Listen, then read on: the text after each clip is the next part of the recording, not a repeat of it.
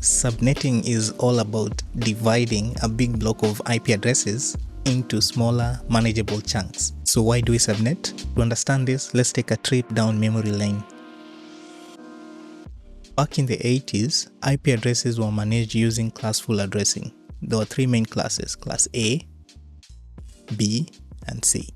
We also have class D, used for multicast, and E, which is reserved, but we'll only focus on class A, B, and C in this video.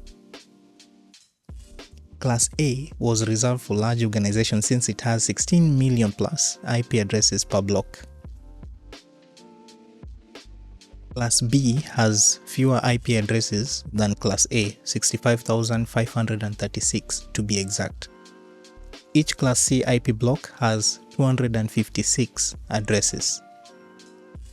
It was a rigid system, right? You either got too many IPs or way too few.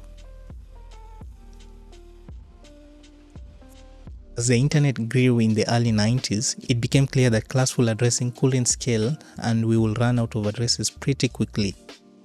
Two systems enable efficient use of these IP addresses.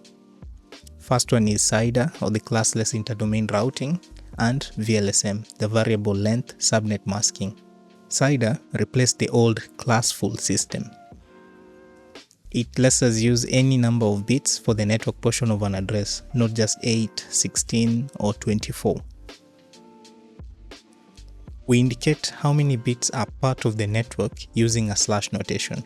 For example, /24 means the first 24 bits are network bits. With CIDR, instead of getting stuck with a huge block of 65,000 plus IPs, or a tiny block of 256, we can now create networks with exactly 4, 16, 64, 512, or however many IPs we need.